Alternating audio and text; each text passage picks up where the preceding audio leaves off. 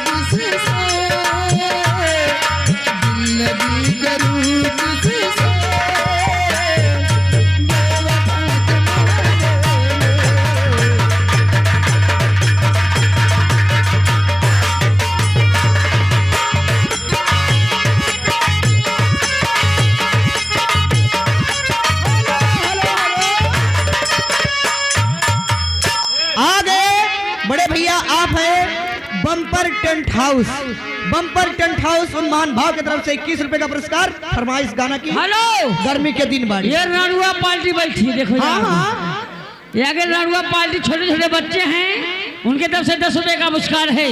हमारी पार्टी को लेकिन लड़कों ने कहा का है वो जैसे चूहे महुआ राजा।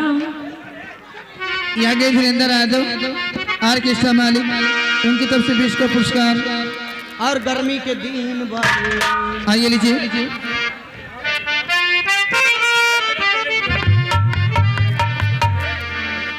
गर्मी के दिन बड़ू काम से जगह की रकम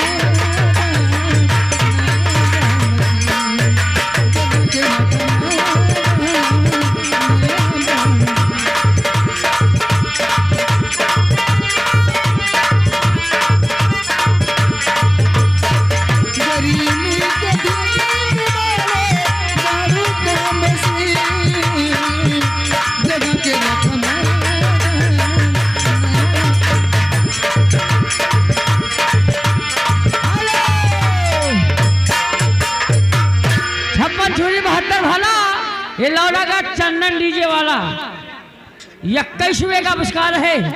ये चंदन भैया, हेलो चंदन हाई चिक वाले। हाँ आगे वीरेंद्र यादव आर्केस्ट्रा मालिक। है बलमा बाबू। अरे बलिमा कदर न जाने, अरे बलिमा कदर न जाने बाली रे